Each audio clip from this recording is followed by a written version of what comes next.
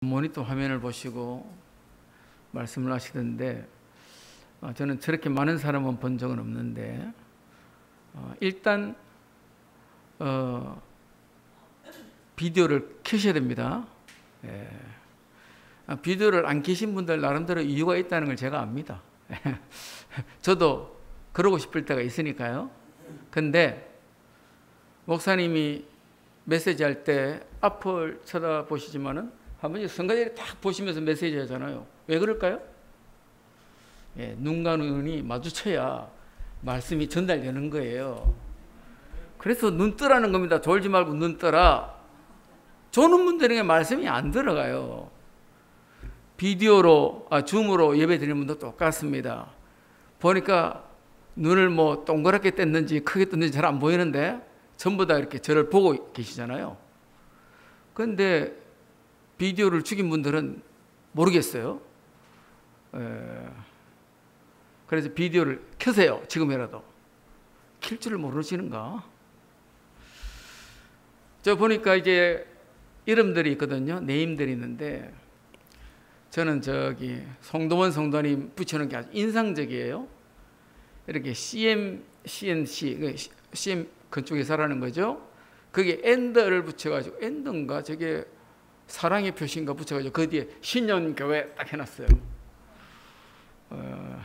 이제 저는 그게 저 송도원 성도님의 마음이 저기에 담겨 있다 이런 생각을 좀 했어요. 보니까 고요한 집사님 가정은 1번이 고성우인가 봐. 그 집에 서열이 1번이 고성우, 2번은 누군지 모르겠어요. 저 집은 2번, 3번까지밖에 없는데 고 목사님도 제가 볼 때는 고성우보다는 밑에 같아요. 오라면 가고 가라면 오지 말라면 또 못 가시더라고. 네? 그래서 목사님이 굉장히 기분 나빠하시더라고요. 저게 날 보고 가란다면서. 뭐 손주가 어리니까 뭘 모르고 하는 소리지만은 듣는 할아버지는 충격받는 거예요. 근데 저 집은 1번이 고성우야. 맞죠? 예, 대부분 집이 자식이 1번이에요. 심지어 강아지가 있는 집은 그 집 남자는 강아지보다 서열이 아래야. 서열을 안다더라고. 또 걔가 그 남자가 집에 들어오면 별로래. 근데 다른 사람 오면 다 그 말 잘 듣는데 그 남자가 집에 들어오면 말도 안 듣는데 걔가 이 서열인데. 예. 하여튼 화면을 켜세요. 예. 아직도 안 켜는 분은 안 켜네. 오늘 제목이 삶의 우선순위입니다. 이거는 훈련이 돼야 되고 습관이 돼야 되고 체질이 돼야 되는데요. 저는 이제 대학 다닐 때 선교단체 훈련을 좀 받았기 때문에 아침 일찍 갑니다. 우리 집이 우리 대학에서 버스를 타면은 첫 차를 타고 가야 돼요. 그래야 도서관에 자리를 일단 잡습니다. 도서관에 자리를 잡고 가장 먼저 하는 것이 뒷산에 올라갑니다. 가서 큐티를 해요. 그리고 난 다음에 하는 게 있습니다. 오늘 할 일 목록을 적는 거예요. 그래서 가장 중요한 일을 먼저 합니다. 바쁜 일 하지 않습니다. 급한 일 안 합니다. 가장 중요한 일부터 차례차례 해나갑니다. 그러다 보면은 뭐 급한 일 할 수도 있고 못 할 수도 있어요. 바쁜 일 할 수도 있고 못 할 수도 있어요. 그런데 중요한 것은 중요한 건 다 했잖아요. 그게 중요한 겁니다. 보통 대부분 하루를 지나면서 내가 그걸 꼭 했어야 되는데 못했다. 이런 후회가 많거든요. 그러면 이제 스케줄이 이제 다 망가지는 거예요. 아무리 바빠도 해야 될 일은 해야 됩니다. 링컨 대통령이 남북 전쟁 때 사실 밀렸습니다. 졌어요. 북쪽이 계속 지고 있어요. 전쟁에 밀리는데 어떻게 하다 보니까 남북이 더 전쟁을 잘했어요. 그날도 전황이 좋지 않아. 뭐 참모들도 있고 뭐 군 지휘관들도 있고 하는데 회의를 해야 되는데 링컨 대통령이 나오질 않는 거예요. 그래 급해서 문을 열고 들어갔습니다. 아니 오늘 바쁜데 오늘 중요한 일이 있는데 이렇게 안 나오시면 어떡합니까? 링컨 대통령의 말입니다. 그래, 중요하고 급한 일이 있으니까 오늘 내가 기도를 더 해야 될 거 아니냐. 그러게 하나님이 하실 거 아니냐. 우리가 아무리 회의한다고 되겠냐 그거. 하나님이 해주셔야 하지. 그러면서 나는 오늘 더 많이 기도해야 된다는 거예요. 일 잘 알아야 됩니다. 그걸 모르면은 삶이 혼돈하고 공허하고 깊은 흑암이 임해서 뒤죽박죽되는 거예요. 하나님의 말씀이 임하기 전에 온 창조한 그 현실은 성경에 있는 단어 그대로 혼돈, 공허, 흑암이었어요. 근데 하나님의 말씀이 있어서 빛이 있으라니까 어둠이 지나가고, 그 다음에 해와 달과 그 다음에 궁창과 땅을 나누고 물을 나누고 하면서 질서가 있어지는 겁니다. 그래서 창조 원리에 보면은 질서 그대로 창조하십니다. 그래서 먹을 것 다 만들어 놓고 하나님이 짐승도 만들고 사람도 만들어요. 만일에 먹는 음식을 만들어 놓지 않았는데 과일이나 열매를 만들어 놓지 않고 사람을 먼저 창조했으면 어떻게 되죠? 굶어야죠. 하나님이 만들어 줄 때까지 굶어야 되는 거예요. 그래서 얘기하잖아요. 새는 하늘에, 물고기는 어디예요? 물속에. 그렇죠? 식물은 흙에. 그게 창조 질서입니다. 우리 인생이 질서 있게 되려고 그러면은 뭐가 임해야 된다고요? 하나님의 말씀이.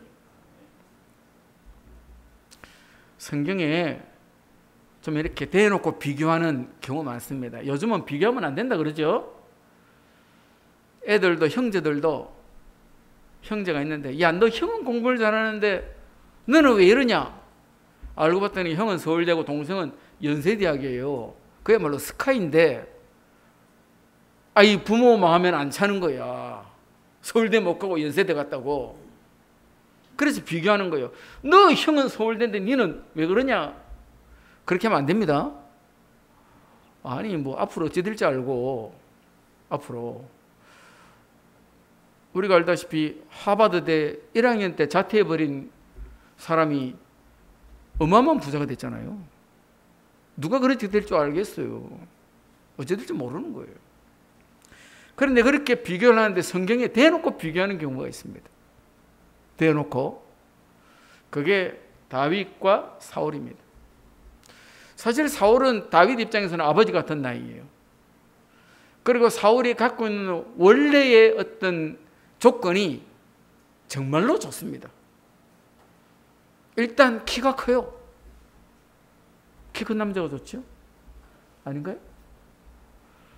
아이고 우리 아들이 180이 안 되는데 그게 마음에 좀 안 좋은가 봐. 180을 넘어야 되는데 저 뒤에 앉았죠. 180 넘는 남자. 사울 임금은요 보통 사람보다 머리 하나가 더 있어요. 그리고 그 시대의 선지자 사무엘이 볼 때 어우 보통 사람이 아니에요. 그래서 그 사람 눈에 딱 띄어서 하나님 앞에 왕으로 세움받습니다. 실력도 있어요. 전쟁터에 나와서 다 이겼습니다. 한 가지 안 되는 게 있어요. 하나님 앞에서 답을 찾지 못하고 늘 눈치 보면서 환경 속에서 사람 앞에서 답을 찾습니다. 나중에는 전쟁터에 나가서 다 없애라 그랬는데 다 살려옵니다. 좋은 거 다 가져와요. 왕도 잡아와요. 그래서 선지자가 사무엘 선지자가 굉장히 책망합니다. 왜 그렇겠습니까? 듣는 것이 수영의 기름보다 낫지 않습니까? 왜 이렇게 하나님의 말씀을 어깁니까 하고 예배 안 드리고 갈라 그러니까 사울 임금이 하는 말이에요. 내가 잘못했습니다. 용서해 주세요. 내가 회개합니다. 나를 위해서 기도해 주세요. 이래야 될 건데 선지자께서 그냥 가시면 내 체면이 뭐가 되겠습니까? 온 백성들이 있는데 여기서 예배를 드리셔야지. 그래야 내가 체면이 있을 거 아닙니까? 그게 사울 임금입니다. 다윗은 비교를 하자면은 뭐 워낙 잘 됐으니까 우리가 그런 말하기 좀 어려운데 자기 형들이 볼 때 별 볼일 없는 동생이잖아요. 자기 아버지가 볼 때도 얘는 안 될 친구예요. 그래서 아들들 다 데리고 가라 그럴 때 다윗은 안 데리고 오죠. 이유가 뭡니까? 아버지가 볼 때 쟤는 아니거든. 근데 하나님이 그를 들어 쓰는 이유가 있잖아요. 나중에 나오지만 늘 하나님 앞에 서 있어요. 나단 선지자가 책망을 할 때 그 책망을 듣고 즉시 회개하죠. 회개 기도하는데 좀 뭐 시적인 표현이니까 과장법도 쓰고 하죠. 내가 눈물을 흘리는데 이 눈물이 뭐 홍수가 나서 뭐 그럴 만큼 내가 눈물을 흘립니다 하고 막 기도합니다. 그리고 뭔 일이 있으면 늘 하나님께 물어요. 기도합니다. 하나님 어떻게 하면 되겠습니까? 내가 싸우러 갈까요? 가지 말까요? 하나님 시키는 대로 하겠습니다. 기다립니다. 그게 하나님 말씀이 임한 사람과 말씀의 은혜 받은 사람과 그렇지 못한 사람의 차이입니다. 그거를 표현하기를 뭐라고 표현하냐 신약 성경에 넘어가면요. 사울의 집은 점점 쇠하여 가고 사무엘상에 나오죠. 사울의 집은 점점 쇠하여 가고 다윗의 집은 점점 흥하여 가고 안 되는 겁니다. 그래서 신약 성경에는 하나님이 사울은 버리시고 다윗은 택하시고 여러분 하나님 앞에서 붙잡혀서 쓰임받기를 원합니까? 하나님이 버려서 외면되기를 원합니까? 아니 답은 간단한 거잖아요. 그런데 잘 안 되죠. 쉽지는 않습니다.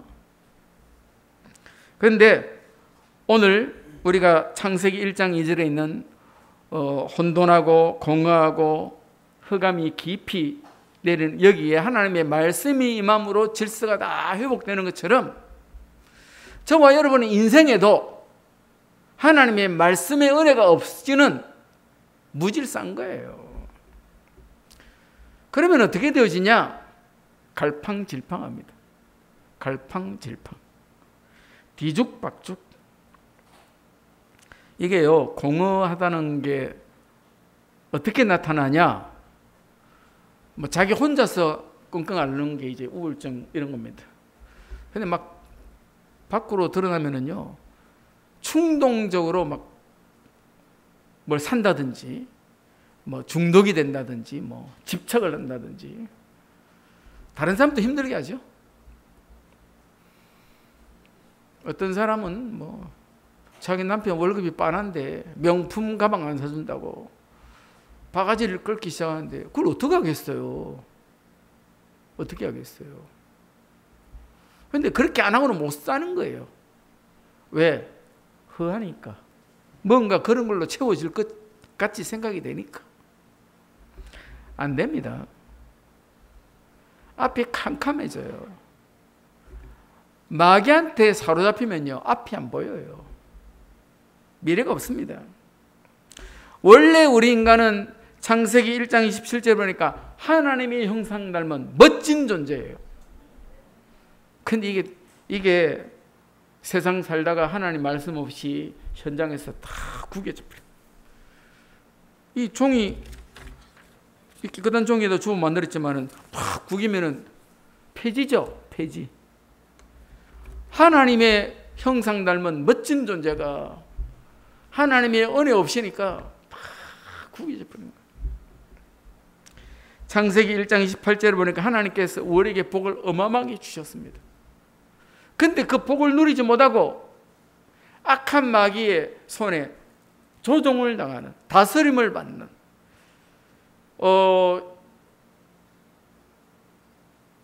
마태복음 10장 48절입니까? 하여튼 뭐 거기 보면은 마귀에게 눌려 살아가는 거예요.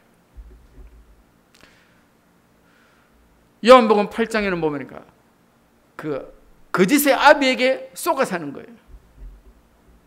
인생이 그렇게 엉망이 돼버립니다. 하나님이 사람을 창조하신 마지막 날에 보시기에 심히 좋았더라. 그래서 우리가 표현하기를 우리는 하나님의 걸작품이다. 맞습니까? 자, 한번 해봅시다. 하나님의 걸작품. 싫어요? 싫으면 간두시고 어쩔 수 없네. 다시 한번 해봅시다. 나는 하나님의 걸작품. 그래서 사실은 내가 부인해도 부인되는 거 아닙니다. 하나님이 그렇게 창조하셨어요. 문제는 내가 그렇게 살지 못하고 짐승 비슷하게 사는 거예요. 많죠? 그런 사람? 정말로 무섭게 살아갑니다. 이상하게요. 왜 그러냐? 하나님의 말씀이 들어가지 않았습니다. 원래 인간이 그런 건 아니에요.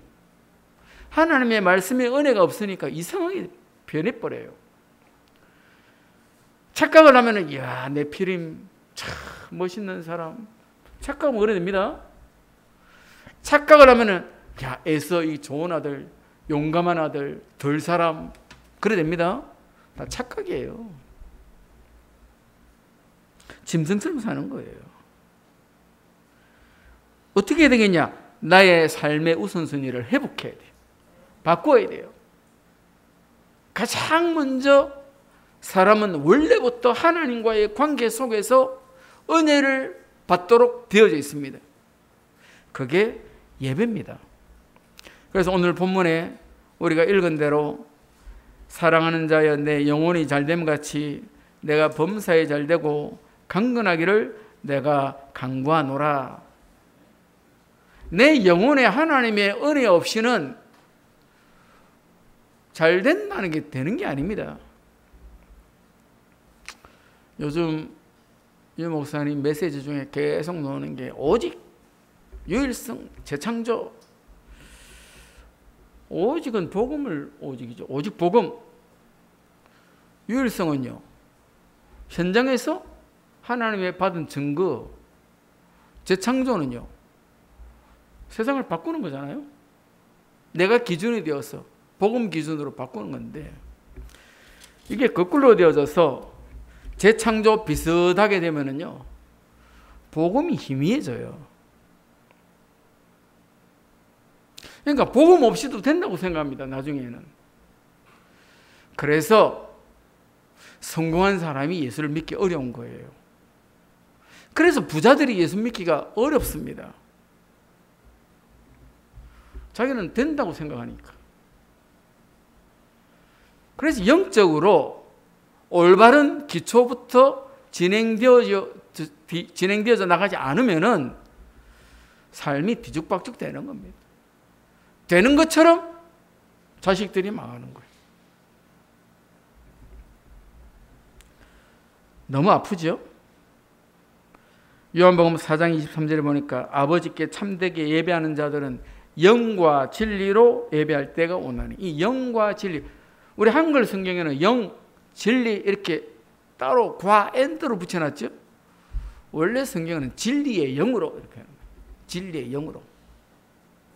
진리의 영으로 예배할 때가 오는데 아버지께서 자기에게 이렇게 예배하는 자들을 찾으시느니라.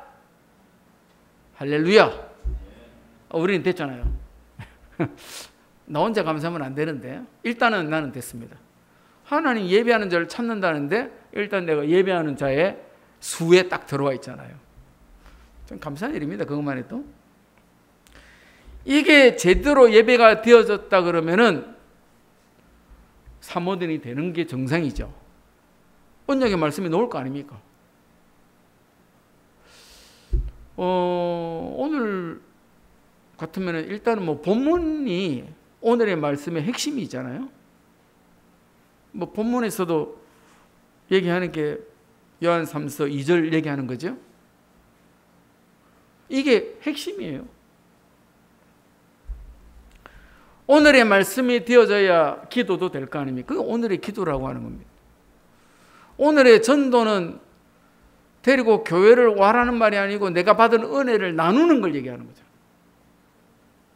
나누고 싶은 사람이 없을 수도 있습니다. 혼자서 가져야지 이럴 수도 있는데 나누어 주는 게 좋은 거예요. 그러면 나는 은혜가 2배 되는 거예요. 그런데 그게 안 되어지면 어떻게 되냐? 창세기 4장 3절에 보면요, 세월이 지난 후에 이런 단어가 나옵니다. 가인이 하나님의 은혜 밖에 있게 된 거예요. 왜요? 마귀에게 속아서 하나님의 말씀에 불순종하는 죄를 짓고 행복에 거는 데 하나님을 떠난 게 창세기 3장 얘기 아니에요? 그리고는요, 창세기 4장이 나오는데 세월이 지난 후에 문제가 생기는 거예요. 누구에게요? 자녀에게. 많은 사람들에게 직접 간접 얘기를 들었지만은 가장 아픈 게 자식 문제예요. 나는 나름대로 성공했고 일가를 이루고 뭔가 업적을 남긴 것 같은데 내 자식이 헤매고 있으면 그게 너무 마음이 아픈 거예요. 이건 대신해 줄 수도 없고 그렇잖아요.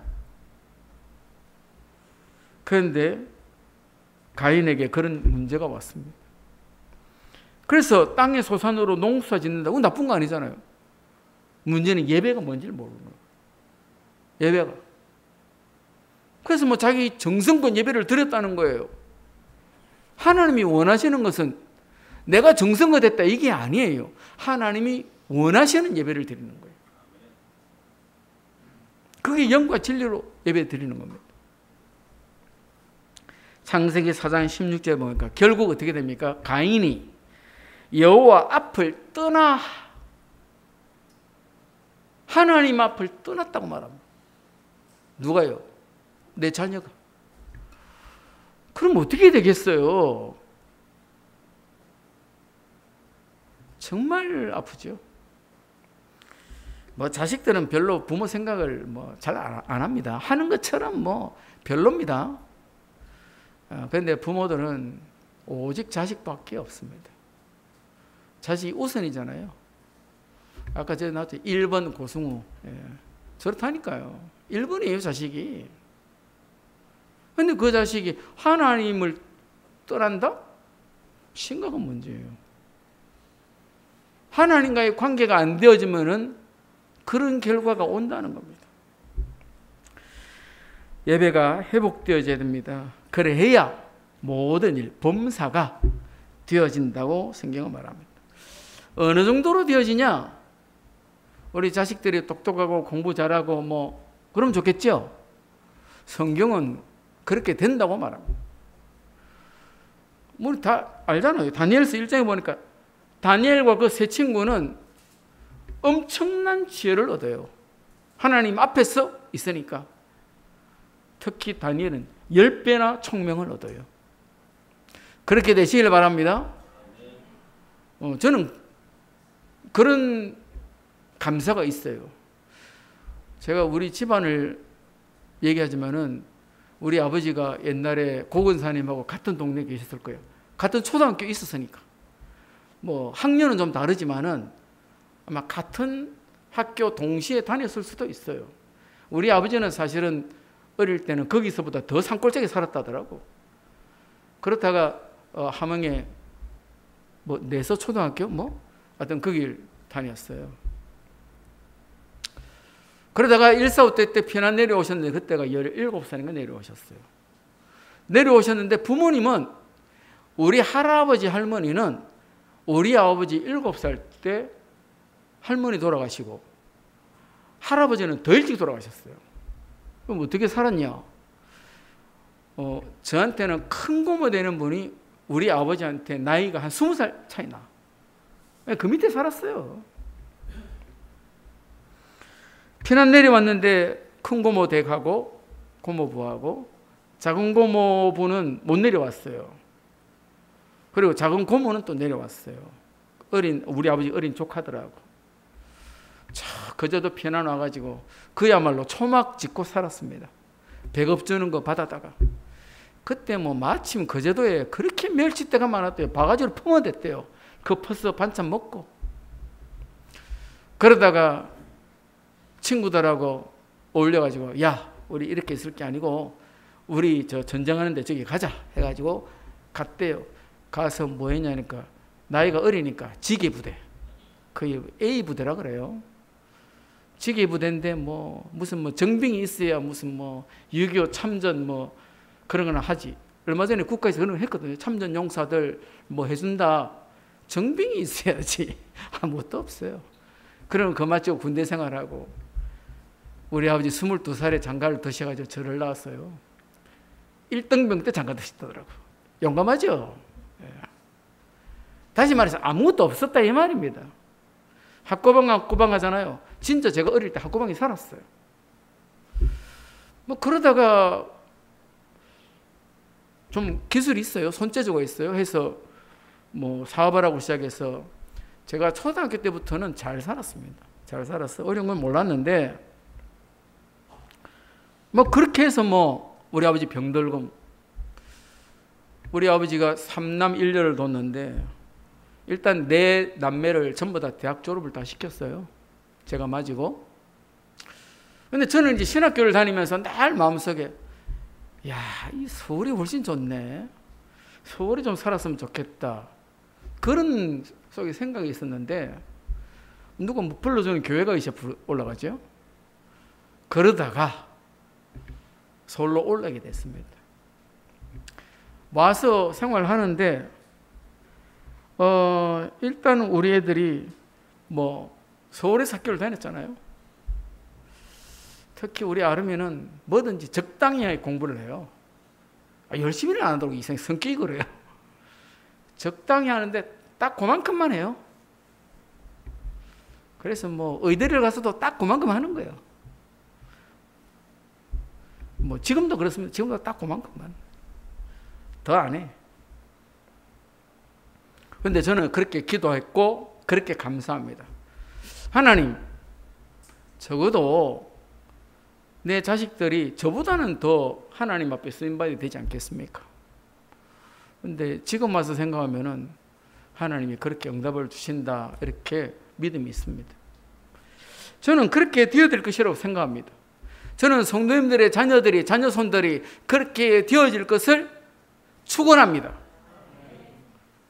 고 목사님이 늘 손주 자랑을 그렇게 하세요. 손주가 여러 명이면 돌아가면서 할 건데 한 명밖에 없으니까 성우 자랑만 하는데 정말로 총명하다는 거예요. 제가 내 얘기 들어도 그래요. 야, 어린애가 야 상당히 총기가 있네. 그런 생각이 들어요. 드는데 그런 축복을 받을 수 있습니다. 어떻게 해요? 하나님과의 관계가 제대로 설정이 되어지고 나면은 범사가 되어진다. 믿으시길 바랍니다. 이사야 50장 4절에 보니까 학자의 혀를 주시고 학자의 귀를 주시라. 학자의 혀, 학자의 귀, 이 무슨 소리예요? 요즘 말로 하면은 뛰어난 학식을 가진 박사 뭐 이렇게 표현해야 되겠죠? 하기야 요즘은 또 널린 게 박사가 돼가지고 좀 그렇긴 한데 사실은 박사는 무시할 건 아닙니다. 상당히 수준 있는 사람들이에요. 그런 수준 된다 이 말입니다. 그런 축복이 얻게 되시길 바랍니다. 문제는 예레미야 22장 21절을 보니까 뭐라고 기록되어 있냐? 네가 어려서부터 내 목소리를 청종하지 아니함이 네 습관이라. 하나님이 이스라엘 백성들을 향해서 말합니다. 네가 어려서부터 내 목소리를 듣지 않는다는 거예요. 우리가 하나님의 음성을 듣고 내 삶의 자세를 바꿔야 되는데 그게 안 된다 이 말입니다. 그래서 망한다는 얘기입니다. 예레미야 선지자는 망한다는 메시지 아니에요. 망한다. 저는 응답과 축복을 받게 되길 바랍니다. 강건 우리가 온갖 질병 문제 있는데요. 영적인 것, 뭐 정신적인 것, 육신적인 것 있는데 뭐 고질병도 있고 불치병도 있고 뭐 난치병도 있고 뭐 있죠. 요즘 같으면 뭐 코로나 감염병도 있고 온갖 게 다 있습니다. 확실한 것은 사람으로는 할 수 없을지라도 하나님으로서는 다 하실 수 있다. 마가복음 10장 27절입니다. 예수님께서 그들을 보면서 말합니다. 사람으로는 못하지만 하나님으로서는 다 하실 수 있다. 저 줌으로 보는 분들도 아멘 하세요. 다 하실 수 있다. 소리가 안 들려서 유감입니다만은, 네. 그래도 화면에도 보니까 아멘을 하시네. 아멘이 굉장히 중요합니다. 그렇게 믿는다는 얘기예요. 하나님 앞에 나 그렇게 믿습니다. 이런 뜻입니다. 기도도요, 우리가 먼저 할 게 있고 나중 할 게 있고 그런 거예요. 마태복음 6장 33절에 너희는 먼저 그의 나라와 그의 의를 구하라. 그의 나라가 뭡니까? 하나님의 나라. 그의 의는 뭡니까? 한국 사람들이 한글 성경을 보면서 오해를 하면은 이 어렵게 사는 건갑다. 아닙니다. 하나님의 말씀을 얘기합니다. 다시 말해서 하나님의 나라가 먼저예요. 하나님의 말씀이 먼저입니다. 하나님께서 내가 가는 모든 현장에 임재하시는 그게 하나님의 나라예요. 내가 학교 가면 학교에 임재하시고 직장 가면 직장에 임재하시고 그게 하나님의 나라입니다. 그 하나님의 나라는 하늘 군대가 총동원되는 거예요. 그 하나님의 나라는 흑암의 권세가 다 떠나가는 것입니다. 하나님의 말씀이 내 미래를 좌지우지할 것입니다. 하나님의 말씀이 내 자식들의 결혼 문제도 좌지우지할 것입니다. 하나님의 말씀이 내 직장과 산업과 모든 만남에도 역사하실 것입니다. 근데 우리가 하나님 앞에 관계가 어그러지면 되는 게 없잖아요. 어디 가서 할 겁니까? 그럼 뭐 먹고 사는 건 어떡합니까? 되게 돼 있습니다. 하나님께서는 그런 거 걱정하지 말라고 말합니다. 너희에게 무엇을 먹을까 마실까 입을까 있어야 될 줄 다 아시느니라. 들이 피는 백합화도 입히고 하늘나는 새도 먹이는 하나님이 하물며 너희일까 보냐. 그 뒤에 뭐라 그런 줄 알아요? 믿음이 적은 자들아. 왜 못 믿냐 이 소리죠. 믿으라 이 말입니다. 그럼 뭐 어쩔 수 없죠. 못 믿는 건 어쩔 수 없긴 한데 믿음을 달라고 기도해야 됩니다. 내 믿음이 없으면 믿음을 달라고 기도해야 되죠. 하나님께서 다 책임지십니다. 먼저 우리가 복음을 각인시켜야 돼요. 나도 마찬가지고요. 우리 자식들에게도 복음을 각인시켜야 됩니다. 나로부터 자녀들에게 전달되는 거예요. 보통 이제 가정의 병력이라고 그러죠. 가정의 병력. 이걸 연구하는 의사들에 의하면은 그 부모들이 가지고 있던 질병을 자식들도 그대로 이렇게 드러낸다는 거예요. 그럼 뭐 그건 혈연 관계는 그렇죠. 부부는 사실 혈연도 아니잖아요. 그런데도 비슷한 질병을 갖고 있대요. 왜 그렇습니까? 같이 먹고 살잖아요. 같이 먹고. 그러다 보니까 그렇게 된다는 거예요. 우리 자녀들이 뭐 보입니다. 다 자기들 눈에 우리 부모가 보여요. 말하는 게 다 들려요.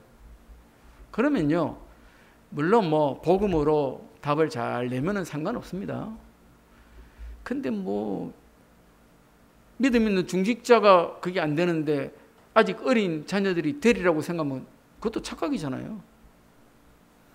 그래서 신명기 6장 6절 9절에는 뭐라고 우리에게 가르치냐? 내 자녀에게 부지런히 가르쳐라. 에이, 다 알겠지 뭐. 이 정도 컸는데. 아닙니다.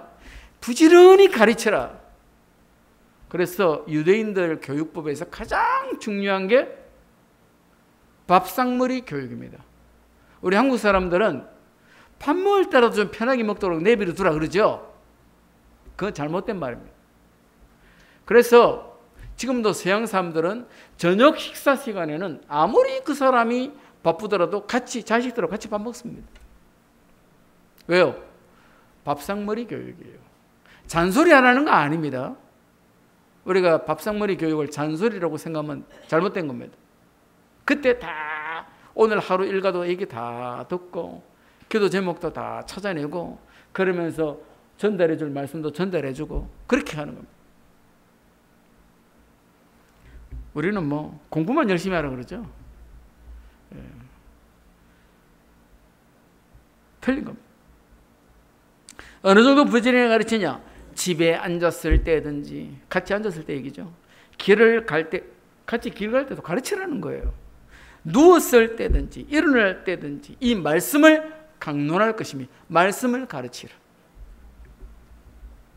너무 중요하죠. 심지어는 그것을 네 손목에 매어 기호로 삼고. 정통 유대인들은 그렇습니다. 여기 옷술에 뭐가 있어요. 쭉 있는데 이게 전부 다 성경 구절 적어놓은 겁니다.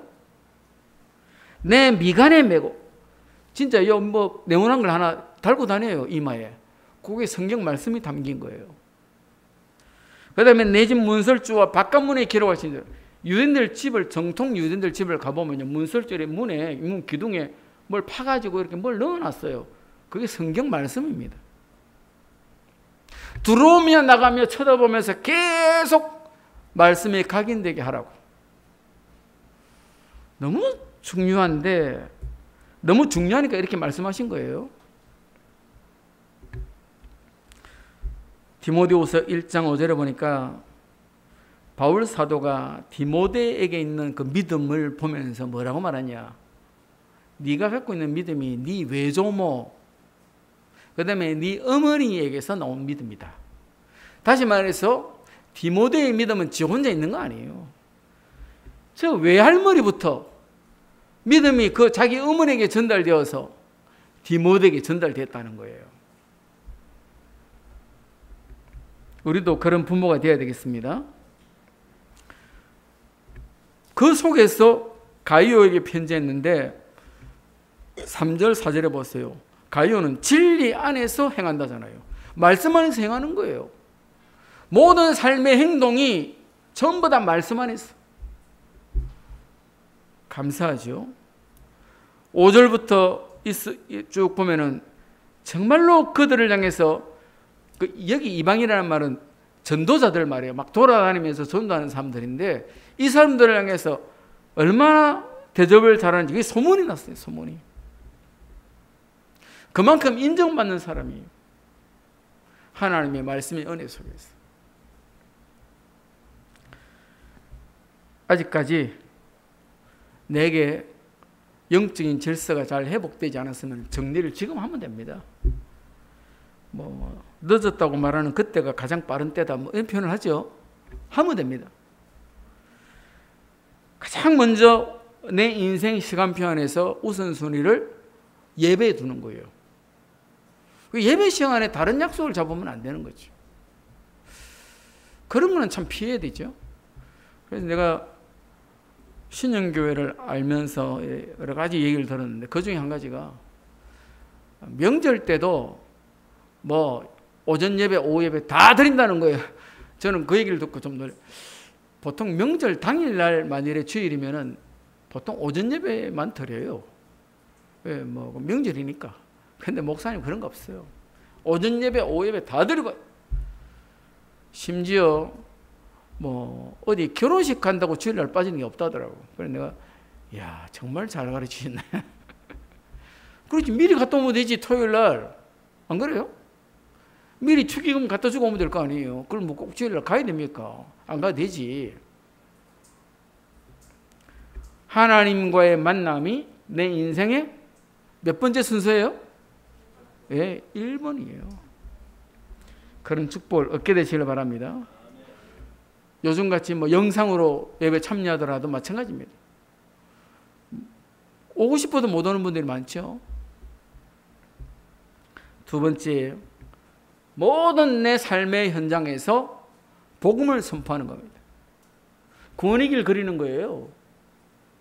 어떤 문제를 만나고 어떤 사건이 터졌을 때 어떤 갈등 속에 먼저 할 일, 복음을 선포하라는 겁니다. 구원의 길. 5초면 됩니다. 5초. 5초 구원의 길. 시작. 할렐루야. 그걸 못하겠습니까? 5초인데 그야말로 이거는 눈 깜짝할 새인데 얼마든지 할 수 있어요. 저는 저 사람과의 만남 속에도 그리스도 되시고 하나님의 아들 되심을 믿습니다. 저는 이 사건 속에도 그리스도 되시고 하나님의 아들 되심을 믿습니다. 소리 안 내도 됩니다. 눈 안 감아도 돼요. 복음을 선포하는 겁니다. 시간 있으면 5분 권익을 하시고 현장에서 복음에 집중하지 못하면요, 그 문제나 사건에 집중하면요 집니다. 완전히 초점을 놓쳐버려요. 정리정돈을 좀 해야 됩니다. 버릴 걸 버려야 돼요. 미련도 좀 버리고 틀린 과거도 좀 버려요. 그걸 붙들고 이거 때 내가 왜 그랬을까? 그러면 어쩔까? 아무 소용이 없어요. 버릴 걸 버려버렸어요. 내 삶도 좀 정리를 하세요. 그리고 내 생활도 좀 버릴 걸 버려야 됩니다. 그 버릴 친구를 친구라고 자꾸 친구 그러면 안 됩니다. 버리세요. 안 되는 친구 잘못하면 나 끌려갑니다. 그 친구한테. 그래서 제가 선교단체 훈련 받는데 심지어는 저를 지도하는 간사가 뭐라고 말하느냐니까 친구 다 끊으라더라고요. 그때 별 친구도 없었으니까 교회밖에 안 다녔으니까 학교하고 친구도 없었어요. 그때도 데이트를 할 때인데 연애를 할 때인데 그걸 봤어요, 간사가. 그래서 걱정을 엄청 하더라고요. 내가 모른 척 했습니다. 하여튼 좀 버려야 됩니다. 보통 차에 지저분하게 놓고 다니는 분들이 정리정돈을 못해 그래요. 버려야 됩니다. 깨끗하게. 그 외에도 좀 시간도 좀 조절을 잘하고 음식도 조절을 잘하고 건강도 관리를 하고 조절을 해야 됩니다. 매일 운동도 안 하면서 건강할 거라고 약 먹고 건강식품도 먹고 자꾸 먹는 걸로 해결하려고 그러죠. 안 되는 겁니다.